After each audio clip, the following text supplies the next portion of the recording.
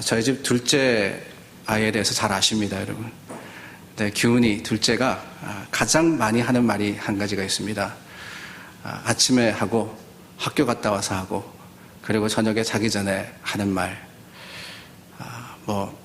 배고파요, 밥 주세요 도 아니고요. 사랑합니다 면 참 좋을 텐데 그것도 아니에요. 뭐냐, 도대체 제일 많이 하는 말이 뭐냐, 하루도 빠짐없이 하는 말이 뭐냐, 다른 게 아니라 학교 가야 해? Do I have to go to school? 아침에 일어나서 나 오늘 학교 가야 돼? 갔다 와서는 오늘 학교 재미없었다고 내일 학교 가야 돼? 저녁에 자기 전에도 또 물어요. 일어나서 학교 가야 돼? 어떻게든 안 가려고 그러는 거예요. 그러면서 종종 이야기하는데 자기의 가장 큰 꿈이 뭐냐? 자기가 제일 원하는 게 뭐냐? 다른 게 아니라 학교를 드롭아웃 하는 거. 자퇴하는 거래요. 자퇴하는 거. 학교 자퇴하고 학교 안 가는 게 제일 좋겠다. 그게 꿈이다. 그렇게 얘기합니다. 그럼 당연히 부모로서 안 돼. 학교 가야 돼. 무조건 가야 돼. 그런데 왜 드롭아웃을 하냐, 자퇴를 하냐 주장하는데 자기는 성공해서 유명하고 돈 잘 버는 사람들 중에 보니까 대학교 드롭아웃 한 사람들이 많더라는 거예요. 예를 들어서 마이크 저커버그, 페이스북이라는 그 젊은 친구들이 많이 쓰는, 여러분들도 많이 쓰시는 것 같은데 그 페이스북을 창립한 사람 드롭아웃이거든요. 칼리지 다니다가 중퇴한 사람입니다. 아니, 더 큰 부자도 있습니다. 빌 게이츠. 빌 게이츠도요, 마이크로소프트의 창립자인 그 빌 게이츠도 대학교 중퇴자예요. 스티브 잡스, 애플을 만든 사람도 대학교 드롭아웃입니다. 유명한 많은 사람들이 그렇다 보니까 자기도 뭔지는 모르지만은 뭔가를 발명해가지고 돈을 많이 벌고 그럼으로써 학교를 다니지 않아도 되지 않느냐, 학교는 필요 없는 거 아니냐, 그런 주장을 펼칩니다. 그럴 때면은 제가 꼭 하는 말이 있습니다. 열심히 성공해서 돈 많이 벌고 네가 하는 거 할 수 있으면 좋은데 문제는 뭐냐? 첫 번째, 네가 이야기한 그 모든 사람들은 다 회사를 창립하고 난 다음에 드롭아웃했다. 그러니까 너도 지금 돈 벌기 시작하면 그때 네 마음대로 해라.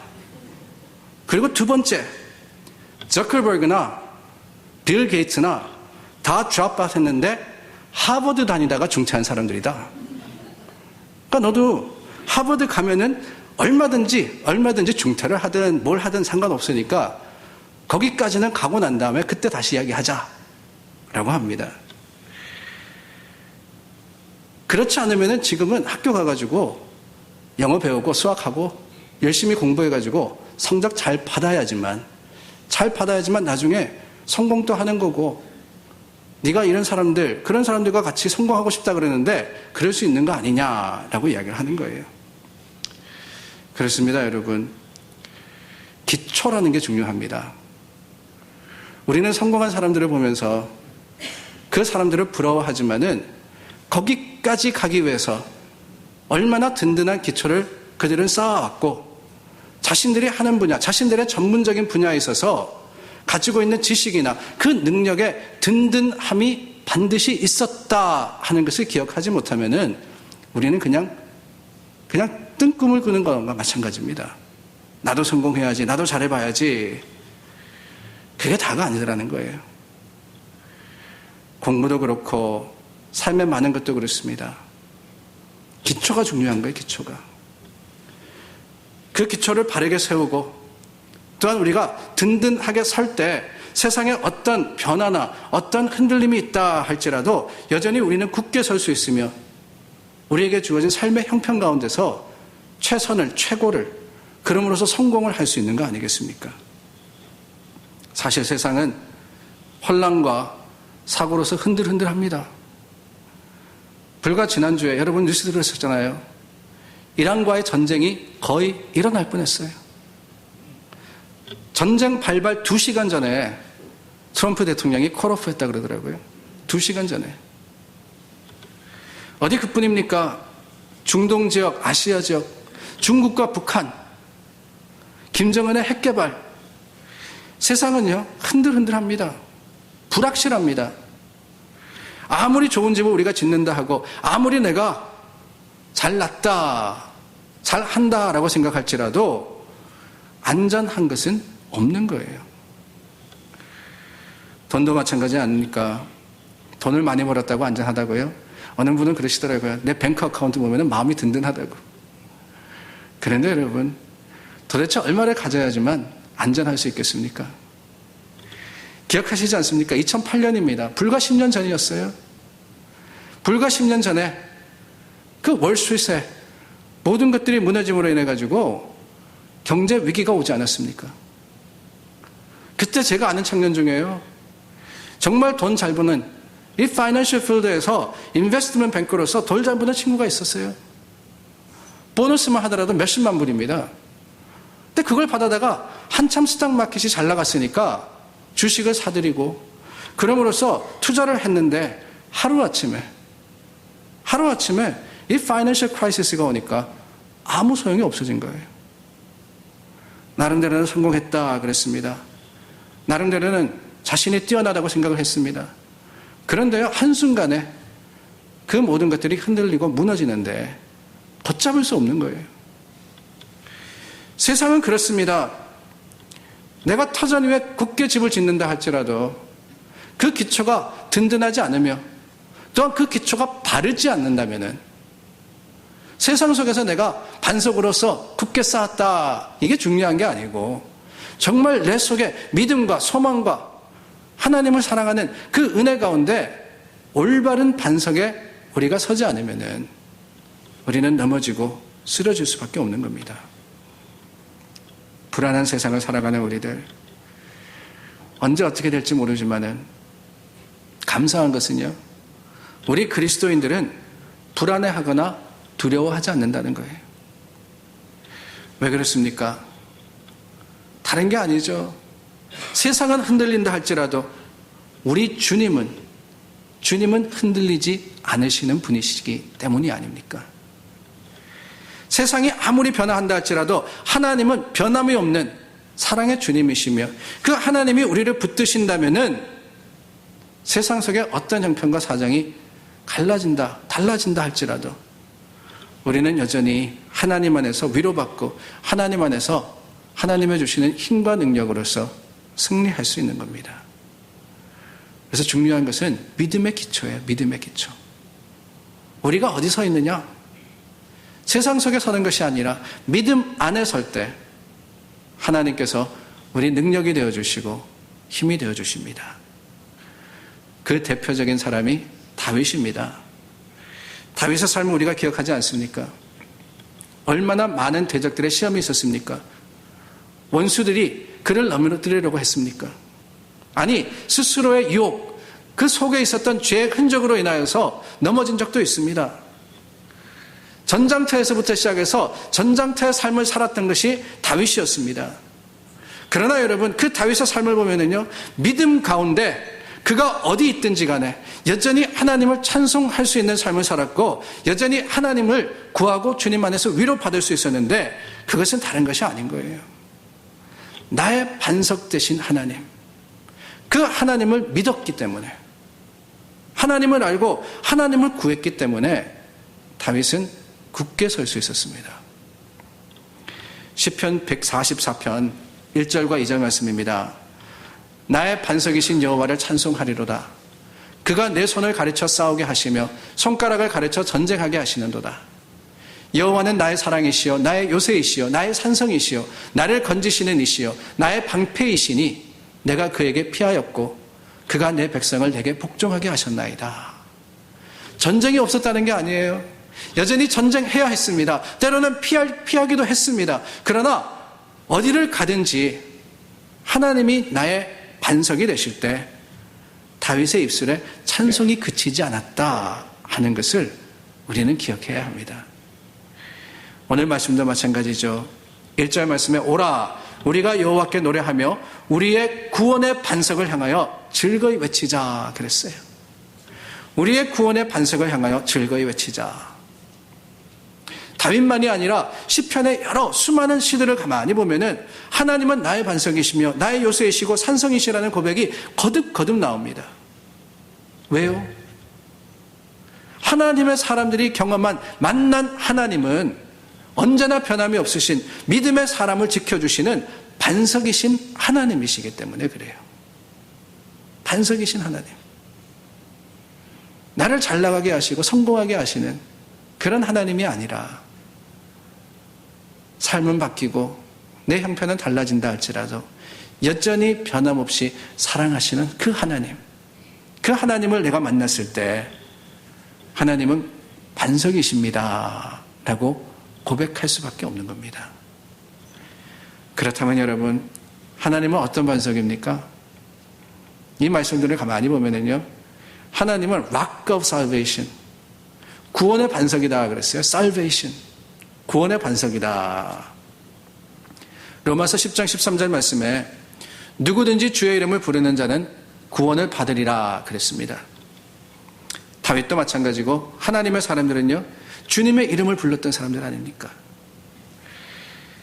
양을 칠 때도 세상의 어떤 삶을 살 때도 여전히 하나님의 이름을 부르면서 주님 앞에 나아갔던 것들이 하나님 사람들의 공통적인 믿음의 모습이었습니다.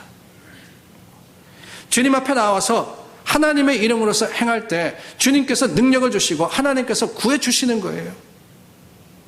세상의 어떤 힘과 능력이 아닙니다. 세상에 내가 가지고 있는 위치나 부가 아니라 주님의 이름이, 주님의 그 이름이 우리의 구원이길래 우리는 하나님을 찾아 구하며 주님의 이름 안에서 어떤 삶의 공격이나 도전이 있다 할지라도 여전히 하나님께서 베풀어 주시는 그 능력으로서 싸우고 이기고 또한 하나님 안에서 승리를 거두는 거 아니겠어요?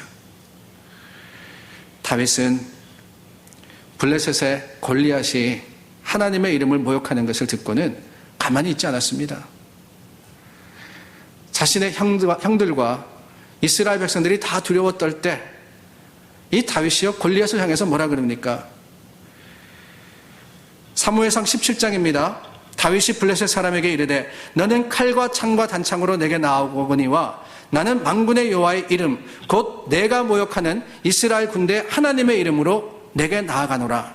오늘 여호와께서 너를 내 손에 넘기시리니 내가 너를 쳐서 내 목을 베고 블레셋 군대의 시체를 오늘 공중의 새와 땅의 들짐승들에게 주어 온 땅으로 이스라엘에게 하나님이 계신 줄 알게 하겠고 또 여호와의 구원하심이 칼과 창에 있지 아니함을 이 무리에게 알게 하리라. 전쟁은 여호와께 속한 것인즉 그가 너희를 우리 손에 넘기시리라.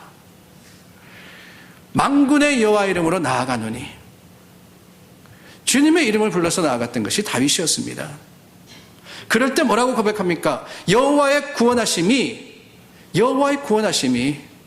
네가 들고 대적하는 그 창과 칼에 있는 것이 아니라 하나님의 이름에 있으며 주님의 긍휼하신 사랑에 있다라고 선포하지 않습니까? 그리고 실제적으로 다윗은요, 전쟁 때마다 주님의 이름을 불러서 나아갈 때 승리합니다. 반면에 주님의 이름을 부르지 않고 자신의 힘을 의지하면은 실패하고 넘어지게 돼 있었습니다. 다윗에게 승리는 하나님의 이름이었고 그 하나님의 이름은 무엇이라고요? 구원이었습니다. 구원. 주님의 이름을 부르는 자에게는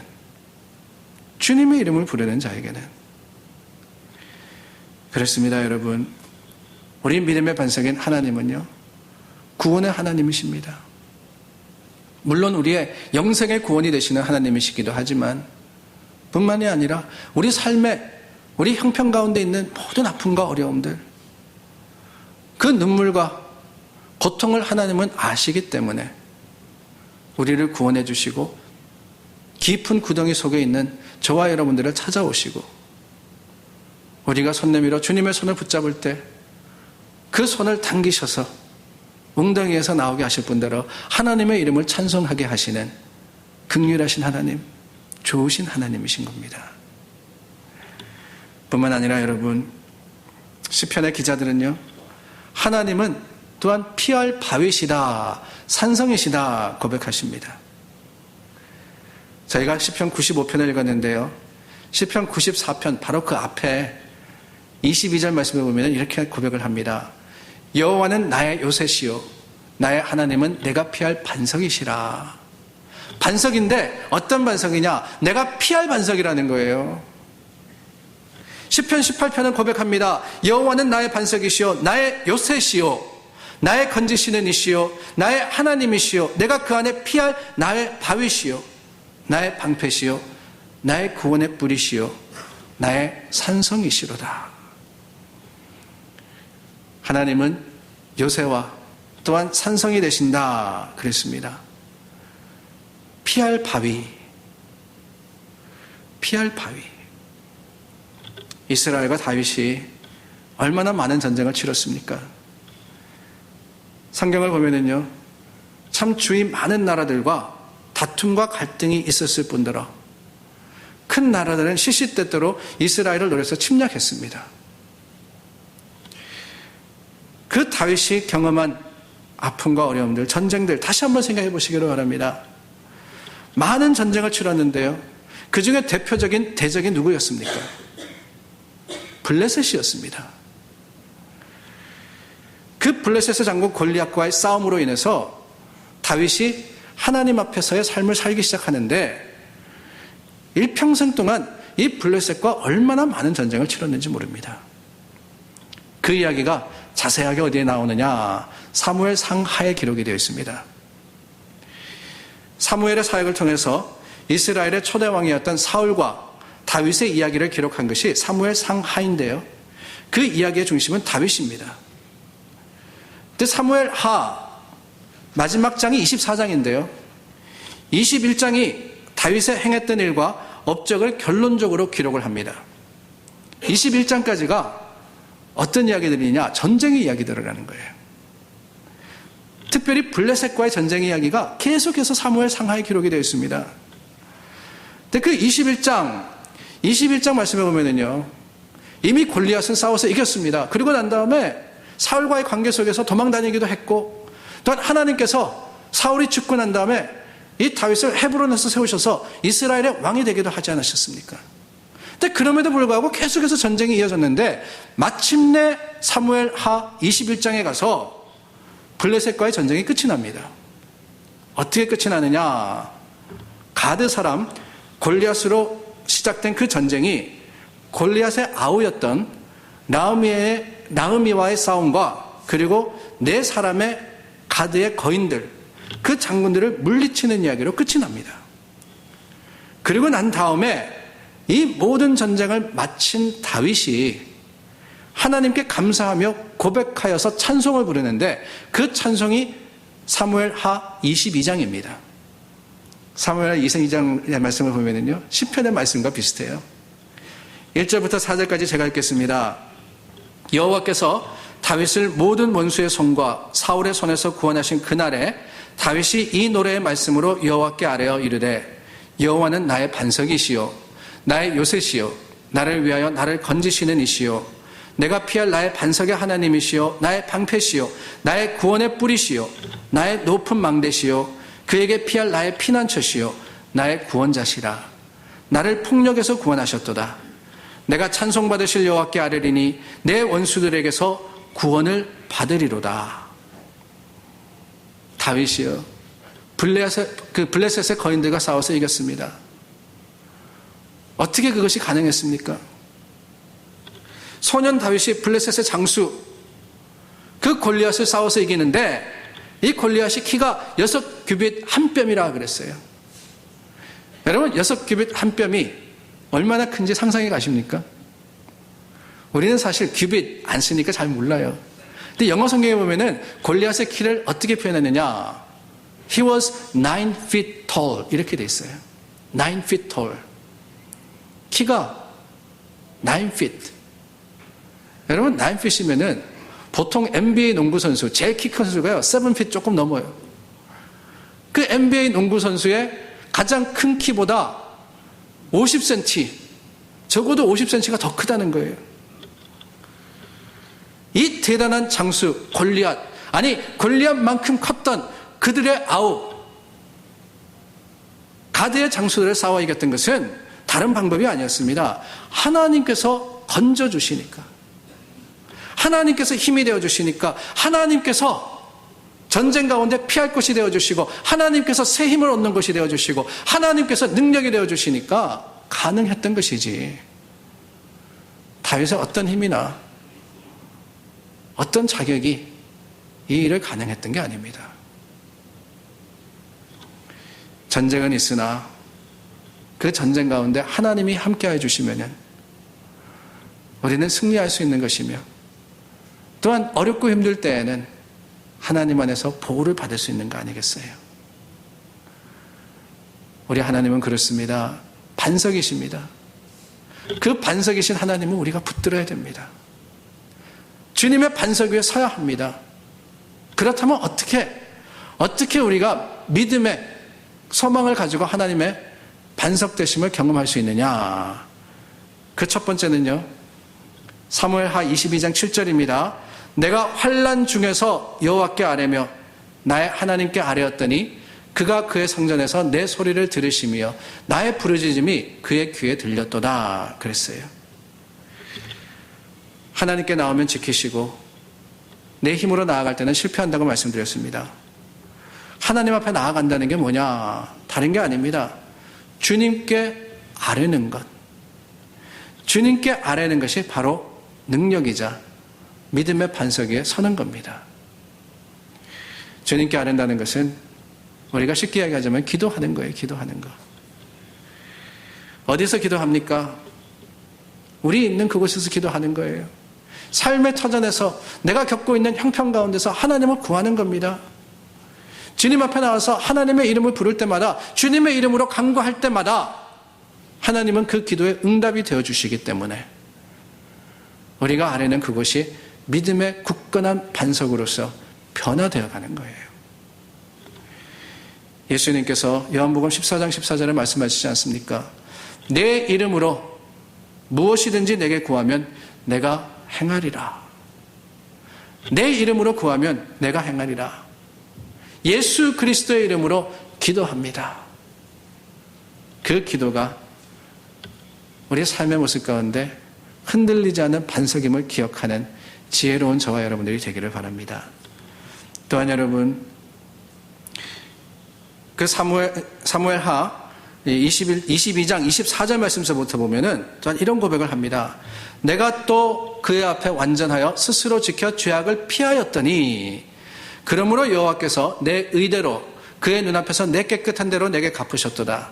자비한 자에게는 주의 자비하심을 나타내시며 완전한 자에게는 주의 완전하심을 보이시며 깨끗한 자에게는 주의 깨끗하심을 보이시며 사악한 자에게는 주의 거스리심을 보이시리로다. 어떻게 할 때 하나님께서 내가 주님께 드리는 대로 갚으신다 그랬습니까? 다른 게 아니라 그의 앞에서 완전하여서 죄악을 피하였더니 그랬어요. 자비하게 대하시고 주님께서 긍휼히 여기시는 것은 하나님이 하시는 일입니다. 그러나 그 긍휼하심을 얻기 위해서 우리가 할 수 있는 것은 무엇이냐? 내가 스스로 지켜 죄악을 피하였더니.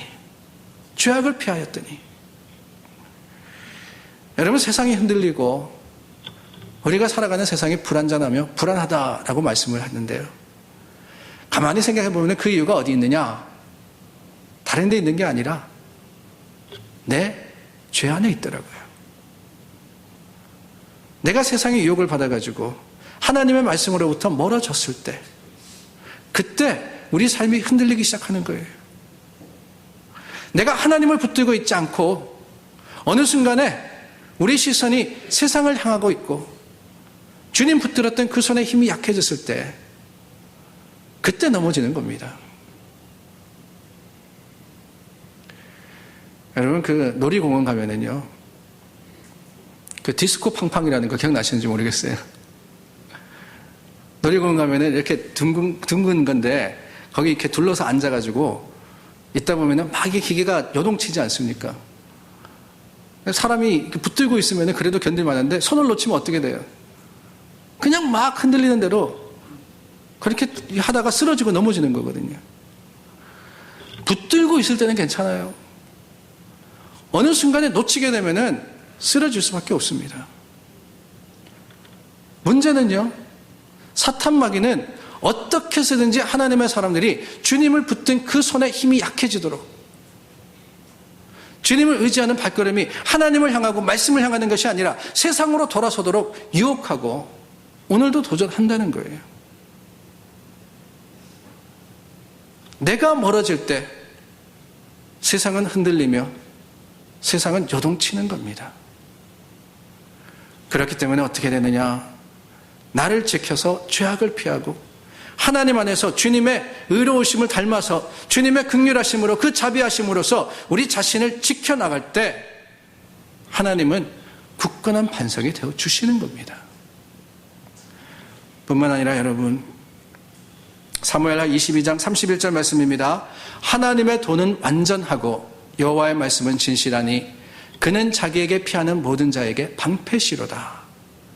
하나님이 언제 구원의 방패가 되어주시고 하나님이 언제 요새가 되어주시느냐? 다른 게 아니에요. 하나님의 도는, 하나님의 말씀은, 하나님의 말씀을 붙들고 주님 안에 우리가 설 때 주님 주시는 약속은 우리의 든든한 힘이 되고 의지가 되는 겁니다. 말씀을 벗어나서는 안전할 수가 없습니다. 주님 주신 길이 있다면, 그 말씀의 길이 있다면요, 길로 다녀야지 안전한 거예요.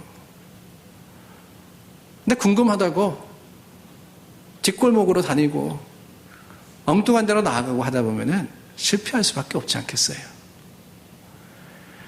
하나님 주시는 말씀, 그 말씀을 더욱더 가까이 할 때 주님께서는 우리의 힘과 믿음의 반석이 되어주시고 능력이 되어주십니다.